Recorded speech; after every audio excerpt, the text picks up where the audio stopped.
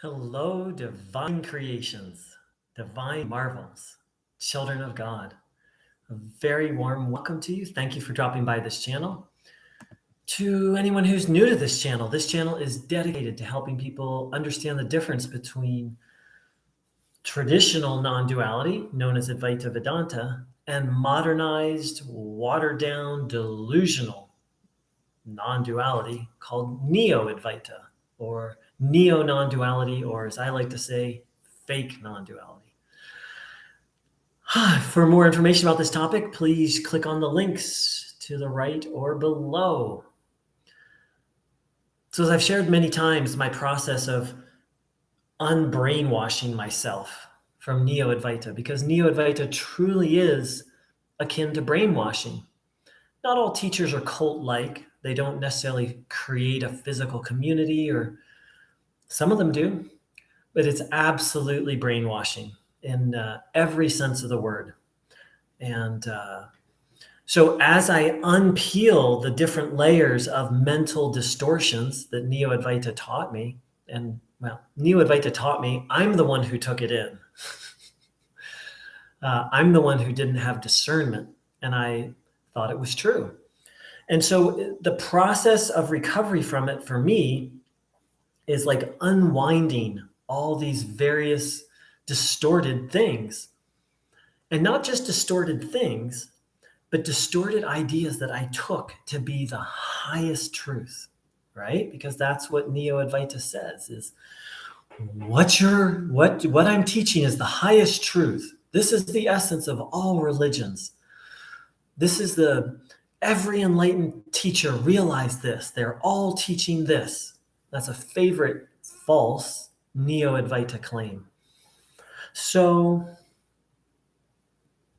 and to boot, through listening to these ideas and practicing Neo-Advaita meditation, which I call Neo self-inquiry, it's not self-inquiry, very different from traditional self-inquiry, very different from the self-inquiry that Ramana Maharshi taught. So as I unwind, and so then you listen to these teachings and the Neo-Advaita teachings, and then you practice Neo-Advaita self-inquiry, and you'll start to have spiritual experiences, which seem to confirm the teachings, which is part of why it's so hard to leave. Because it seems that not only are the teachings intellectually true, but it seems as if we've had experiences that prove them. But what I realized is that most the things that are taught in Neo-Advaita are interpretations. They're not actually facts. They're interpretations of an experience. And in fact, traditional Advaita Vedanta is nothing more and nothing less than an interpretation of three scriptures, of the Upanishads, the Bhagavad Gita, and the Brahma Sutras.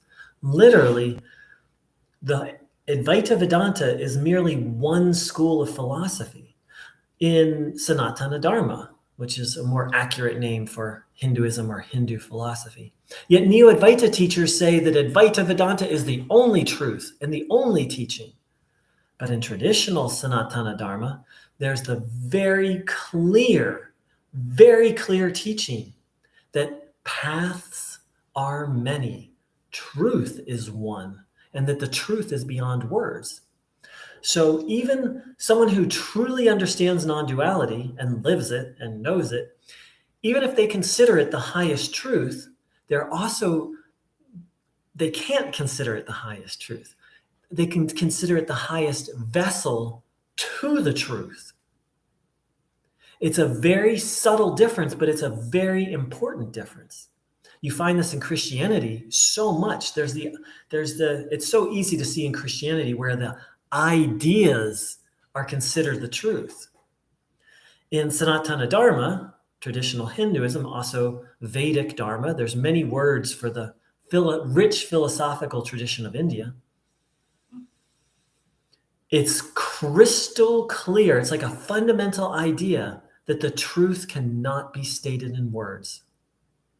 You can come closer, but ultimately the truth is beyond words, and that there are various traditions, philosophies. The technical word is I can't think of, maybe someone on here knows, parampara. I'm sorry, I'm totally mispronouncing it. There are various traditions, and they have a specific name, which I am forgetting right now. My Sanskrit is, I will look it up as we're talking. It's actually a very important word. I'll hop onto it in a moment. Please bear with me one moment.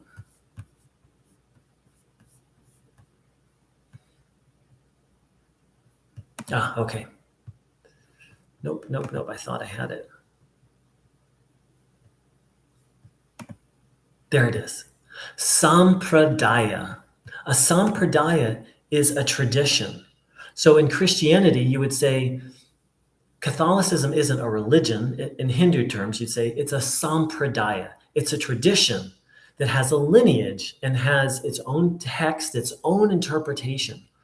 Now, the difference between philosophy in India and philosophy in the West is that in India, yes, all the various philosophies debate and argue, but they don't try and stomp each other out. They don't try and destroy each other. There's a fundamental respect. The various sampradayas are able to get along. Yes, vigorous debate. Because one of the reasons why is there's crystal clarity in Indian philosophy that the truth is beyond words. Now, Neo-Advaita is all about the words. You go to your average Neo-Advaita session and it's like talk. And the same ideas just get repeated over and over and over again.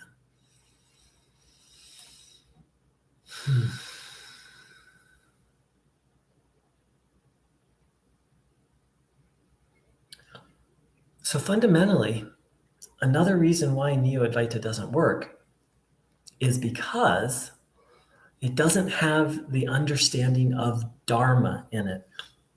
Dharma in Vedic philosophy, Sanatana Dharma, is a very deep word in Hindu philosophy. One of the meanings, in my view, one of the most important meanings is that each person has an individual dharma or duty, place in society, a set of gifts, a set of skills that they are meant to bring forward.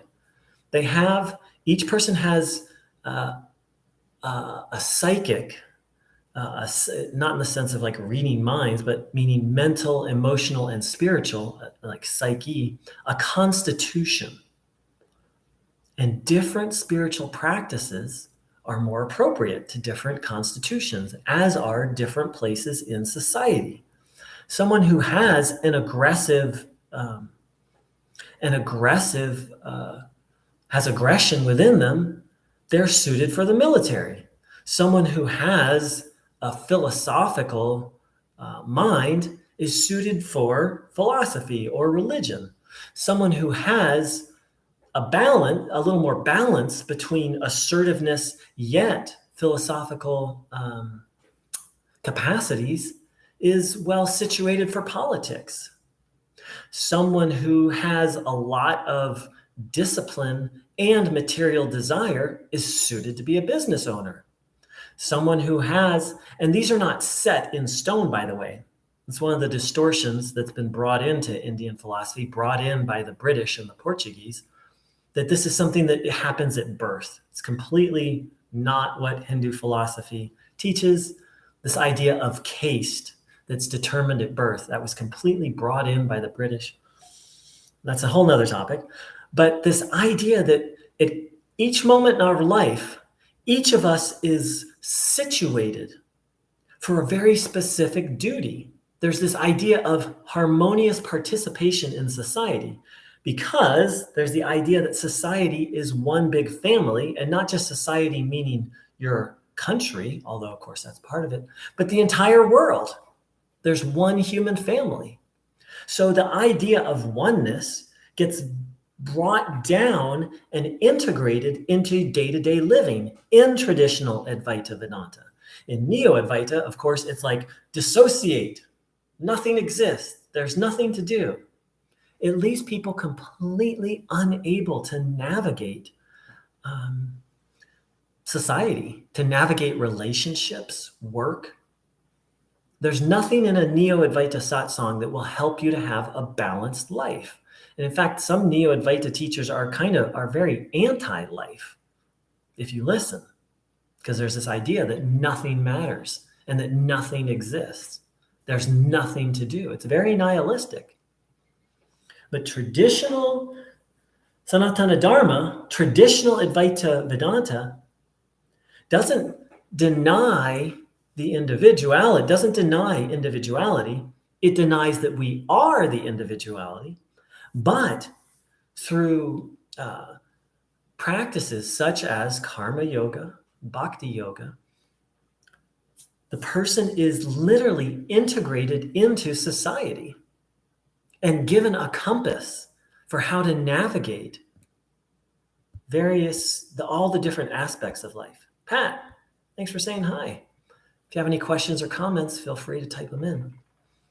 And so Neo-Advaita teaches you to dissociate from your personality, right? And just completely ignore it. Advaita Vedanta teaches not just self-reflection in the sense of coming to know the big self, but self-reflection in the sense of coming to know your ego, coming to know the state of your ego. And if it's very systematic. They have a teaching called the 5 sheaths. They break down personality, whereas Neo-Advaita wants to completely dissociate you from your personality. Advaita Vedanta, actual traditional Advaita, helps you to come to know your personality, to work on your personality, to integrate your personality into society, and then, in essence, to improve and evolve your personality. Pat, hi, thanks for asking. So what I'm doing right now, I'm going to send you a link. So what I do right now, hold on.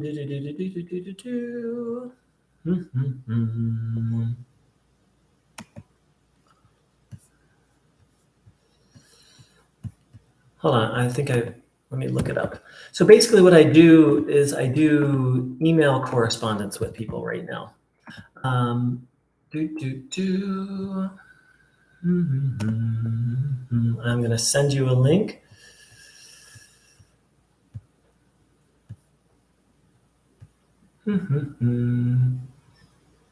Oh, I thought well, I'll just explain it right now. So what I do is, drop me an email and just share a little bit about, I wrote this on my website, but I can't find it right now. So you drop me an email, tell me a little bit about who you are, what you're going on, and what kind of help you're looking for. And I'll sit with it and I'll send you a response. Sometimes a video response like this, I won't mention your name. Sometimes a voice response. And in terms of money, at the end of working with someone, if they feel they benefit, I ask them to offer a donation, that's the traditional Vedic way of supporting teachers. And it feels the most ethical to me. And I thought I wrote all of this out. Let me see if I can find that on my website.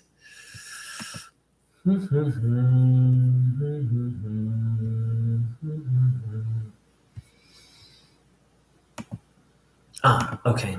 Maybe it's right here.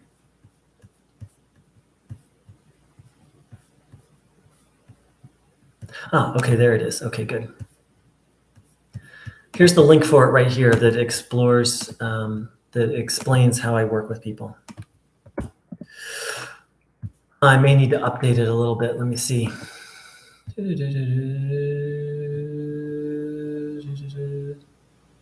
Yeah, it's reasonably up to date. So sometimes I then talk, sort of on the phone, one-on-one people. I kind of take it one step at a time. But thank you for asking. So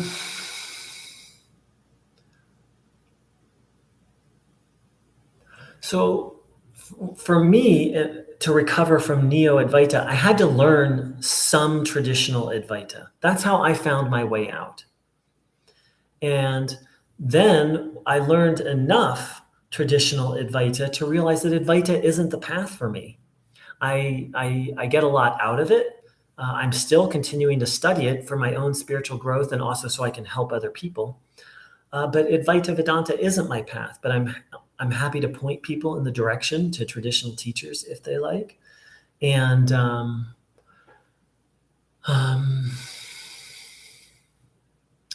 yeah. Hey, Marion.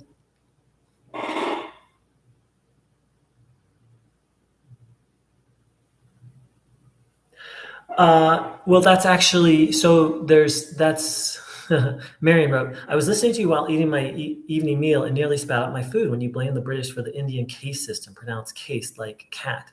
The system has been existent for at least 3,000 years. Yes and no. So the word caste did not exist in India until about 400 years ago. The Portuguese word was casta. It was brought in by the Portuguese. And so it was completely reshaped by the British. So it's a very deep subject and not one I'm available to fully get into here right now. But let me think if I can. So the main difference between what the Portuguese and the British brought into India and what was already there is that your case can they didn't even use the word case, they used the word varna. And your varna can shift. In the traditional, like if you go to the Bhagavad Gita, it doesn't talk about you being born into a caste. It talks about that as the gunas in your mind are more balanced, then your varna can change. And so that's the main difference and it has nothing to do with birth.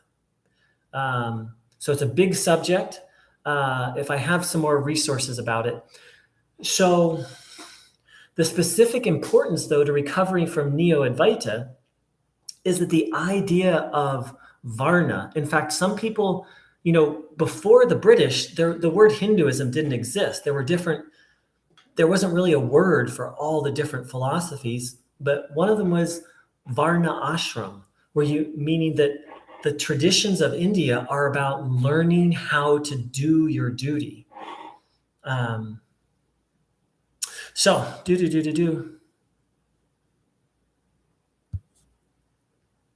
Tiger Arts, great comment. So I'll finish up this thing on caste, and then I'll come to your beautiful comment. So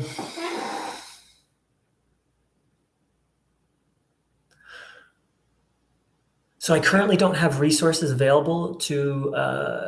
When I find some, I will post it. How about that? And I'll just note the two differences between what the British and the Portuguese brought in and what was there before that was, one, you were not born into your varna, which is duty. Three differences. The word caste did not exist until the Portuguese brought it in. And thirdly, your varna or duty, or roughly translated caste, though I don't even like to use that word because, again, it's an outsider word brought in, can change and evolve over life. Whereas the system that the British imposed, it was primarily the Portuguese brought the concept and then the British solidified it and codified it, has all to do with your birth, and then you stay that throughout your whole life. And that's completely opposite of Vedic philosophy and Sanatana Dharma, and completely opposite of everything I've been talking about today, right? This idea of growth. I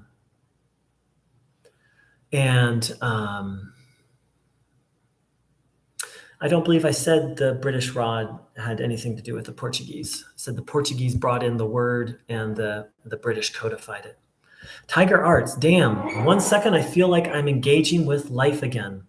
Then I find myself bypassing again, really losing hope about ever getting back to how I once was before my self-inquiry, self-avoidance.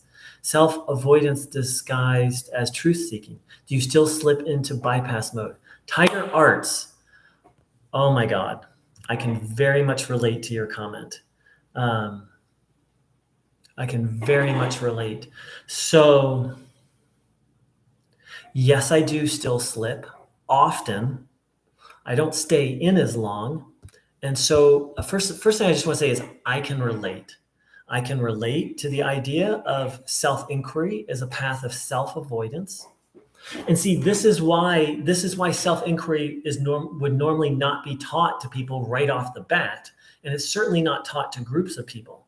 It's only taught to people who are ready for it, because otherwise it becomes spiritual bypass and self-avoidance. So that's more the theoretical piece. I can really relate, and I do still fall into it. I'm constantly looking for the middle path because it's addictive. It's an addiction. Self-inquiry for someone who is not prepared becomes addictive. That's my experience, and it sounds like that's your experience too. And so the cycles are very devastating. Like I start coming back to life, then without noticing it, I start doing too many spiritual practices, too many practices that are not connected to, again, the 5 sheaths. I'm going to type that in here. I'll call the koshas, the body, the energy body, the lower mind, the higher mind, and the 5th sheath is called the bliss kosha, which different schools have different versions of what that means. But regardless, that are not connected to my, quote, relative self. So if I do too much of that, then I start to get off track. I start bypassing, and then eventually I do crash every time. So I'm still going through those cycles. I've made a lot of progress. I'm not done yet. And it's interesting you'd ask that today, because today I feel very clear and balanced. I really am feeling that sense of connection to what I call God or spirit or infinite love, and connection to my relative self, to me, and not just the me, the witness me that Advaita teaches, but like the personality, my personality, me.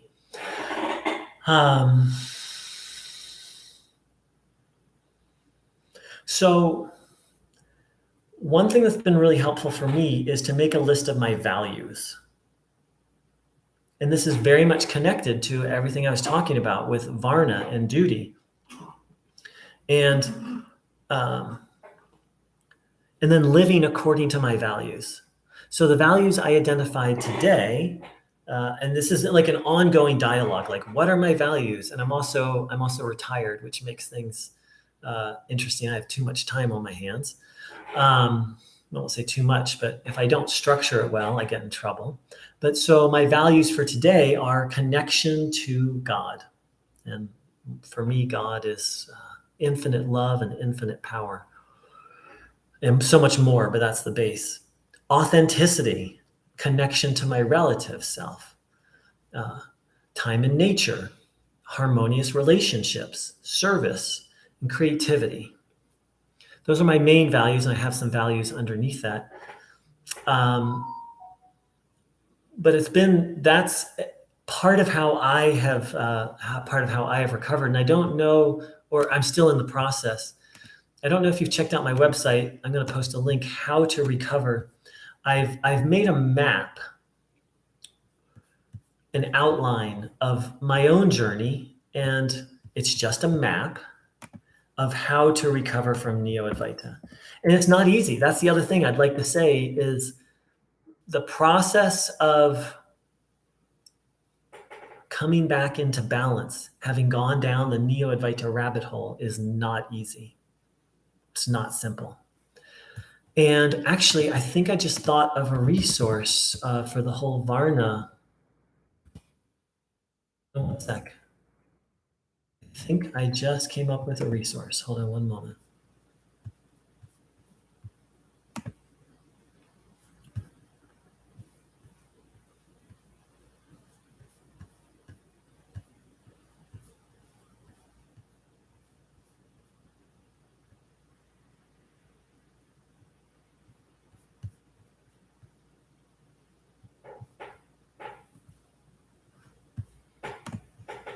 If anyone else has any questions or comments, please.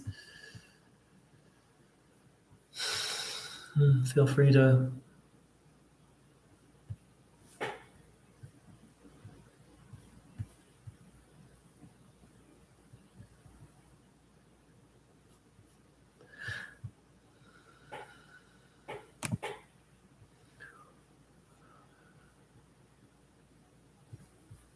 So I'm going to send a link for a webinar called Reconstructing Hindu History. This will touch on some of the changes that, again, primarily were done by the British. And here's another one. And so that one's going to be a little more historical. And this one is called The Study of Hindu Dharma, Past, Present, and Future. And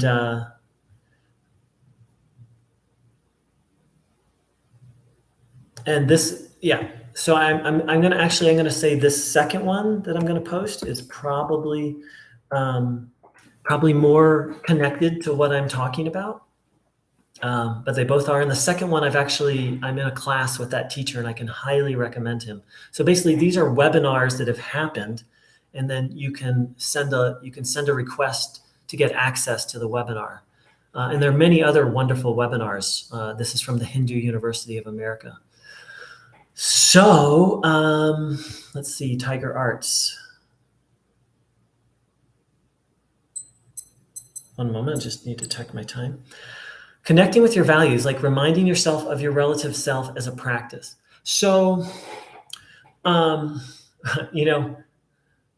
only use the word relative self when I'm talking to people who've studied non-duality. Outside of that, I just say connecting to me.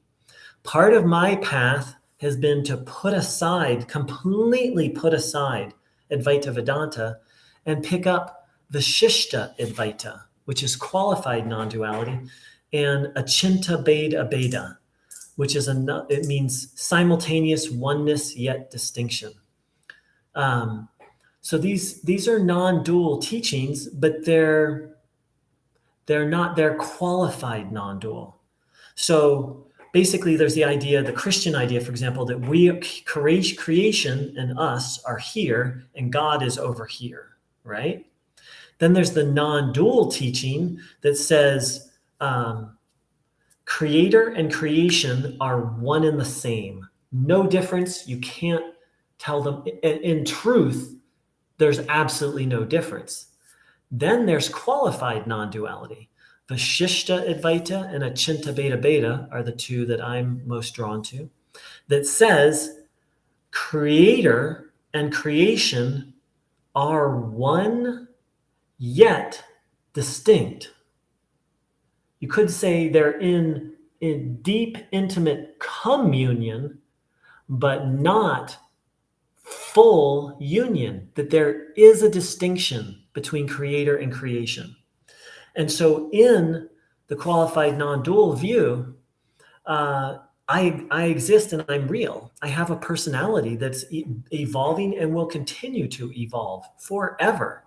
That each one of us has a unique relationship with God, with the Supreme, that continues forever. And that we are, Advaita Vedanta says there's no difference between the wave and the ocean. Qualified non-duality says each wave has its own unique, and wave is maybe a bad, let's talk about a forest and the earth. Advaita Vedanta says there's no distinction between the earth and a tree. That ultimately the tree and the earth are one and the same. Qualified non-duality says that the tree and the earth are, yes, they are at one, and they are distinct. That each tree has a unique distinctness, and that unique distinctness is eternal. It's been evolving for countless aeons and will eternally evolve. Advaita Vedanta is the idea of the river merging into the ocean. there's that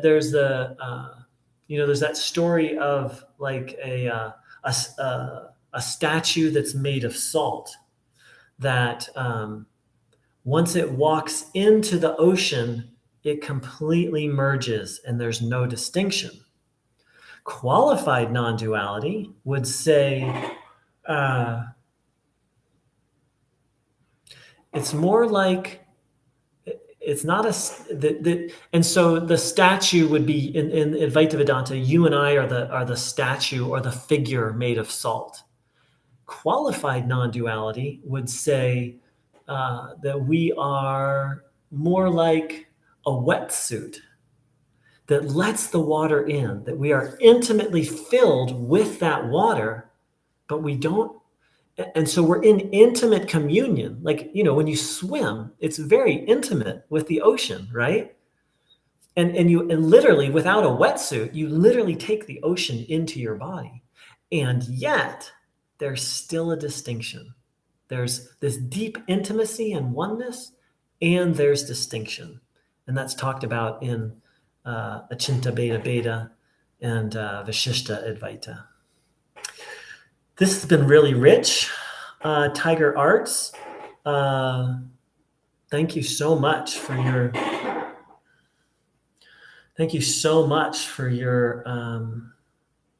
let me see your second comment. It's like the Neo-Advaita teaching goes the other way, makes you forget about your relative self. So the way back is to remember our relative self, back and forth. It can seem kind of comical, but it's very important to remember that Neo-Advaita is not Advaita. Traditional Advaita will not have you bypass your relative self. Traditional Advaita includes your relative self in the process. That's why I talked about Dharma and Varna. This whole idea of integration and ultimately of oneness.